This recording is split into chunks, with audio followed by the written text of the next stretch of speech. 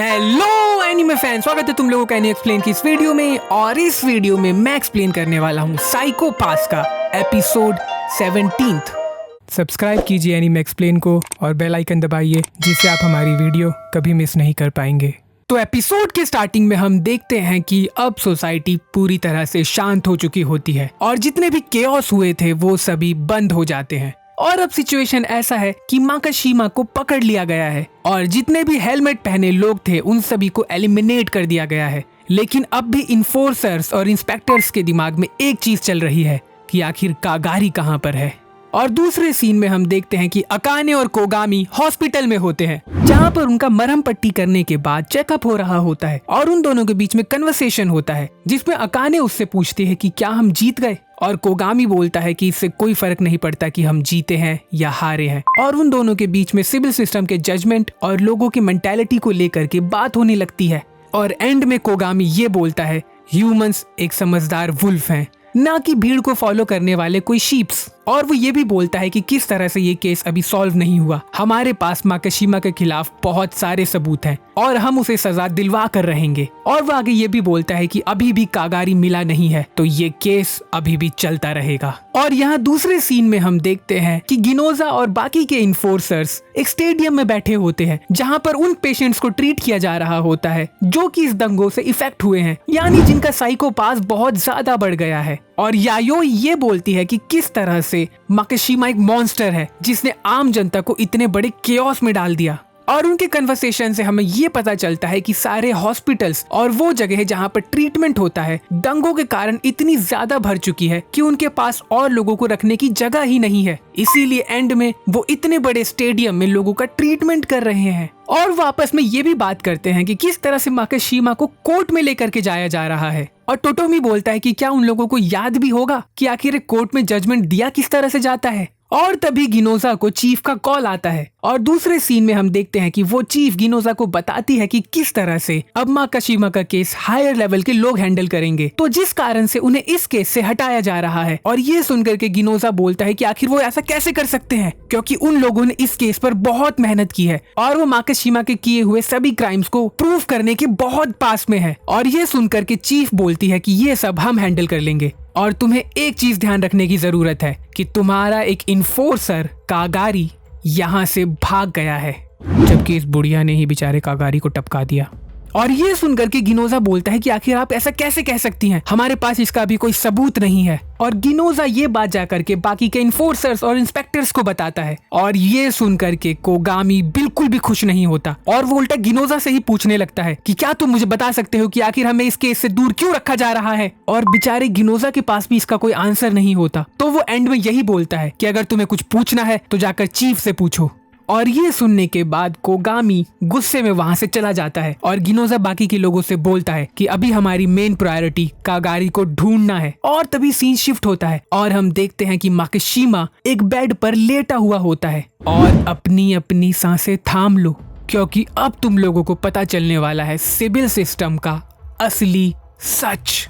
और जैसे ही वो अपनी आंखें खोलता है वो देखता है कि वहां पर चीफ बैठी हुई होती है और चीफ उसे देख करके बोलती है कि काफी दिनों बाद मिले माकाशिमा। और ये सुनकर के माकाशिमा बोलता है कि क्या मैं तुम्हें जानता हूँ, जिस पर वो चीफ बोलती है कि हमें मिले हुए 3 साल हो चुके हैं और इसमें मेरा रूप बहुत ज्यादा ही चेंज हो चुका है। और ये बोल करके वो उसे वो बुक देती है जिसे माकाशिमा ने टोमा कोज़ाबुरा को दिया था। और वो बुक चीफ के हाथ में देख करके माकाशिमा हैरान रह जाता है और वो उससे पूछता है कि आखिर तुम चीफ कैसे बन गए। तो अगर तुम्हें समझ नहीं आए तो मैं तुम्हें बता दूं कि ये टोमा कोज़ाबुरा है और इसका सीक्रेट अभी धीरे धीरे खुलेगा, तो बस सुनते जाओ। जिस पर वो चीफ या वो रोबोट या फिर टोमा कोज़ाबुरा बोलता है कि किस तरह से उसने अपने दिमाग को अमर बना दिया है। और वो उसे ये भी बताता है कि जिस बॉडी में अभी वो है वो पूरी तरह से साइबरनेटिक है। और ये सुनकर के माकाशिमा बोलता है कि मैं ये तो समझ गया कि तुम एक रोबोट बन गए हो, लेकिन आखिर तुम चीफ के पोजीशन तक पहुंचे कैसे।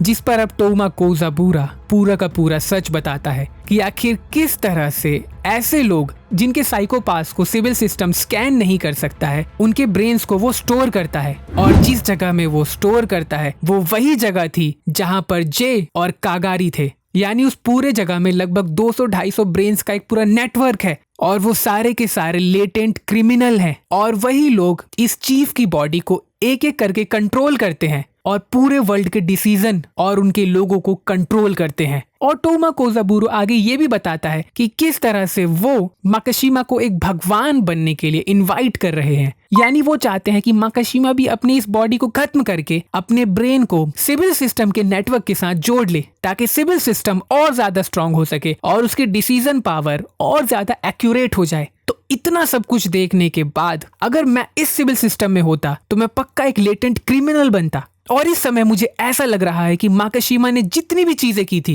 वो सब एकदम सही थी, हाँ बस लोगों को मारने को छोड़ करके। और यहाँ दूसरे सीन में हम देखते हैं कि अकाने और कोगामी नोना टावर के अंदर वापस आते हैं और बेसमेंट के 4th फ्लोर तक जा करके कागारी के ट्रेसिस को ढूंढने लगते हैं। और कोगामी अकाने को ये बताता है कि कागारी कोई ऐसा आदमी नहीं है जो भाग जाए, क्योंकि अगर उसे भागना ही होता तो वो बहुत पहले ही भाग गया होता। और इस पर अकाने पूछती है तो क्या उसे अगवा कर लिया गया है, जिस पर कोगामी बोलता है कि किसी ने उसके ऊपर डोमिनेटर का वेपराइजर मोड चला दिया है। और तभी उन्हें गिनोजा का कॉल आता है जिसमें वो बताता है कि उन्हें एक डोमिनेटर मिला है जो कि खराब हालत में सड़कों पर बस यूं ही पड़ा हुआ है। और वो आगे ये भी बताता है कि ये डोमिनेटर कागारी का ही है। और वो आगे ये भी बोलता है कि लेकिन ये नोना टावर से 20 किलोमीटर दूर है, तो वो बिना कैमरे के पकड़ में आए हुए यहाँ तक आ ही नहीं सकता है। और उन सभी के बीच में यही कन्वर्सेशन होने लगता है कि क्या कागारी सच में जिंदा है भी या नहीं। और इतने में ही दूसरी तरफ हम देखते हैं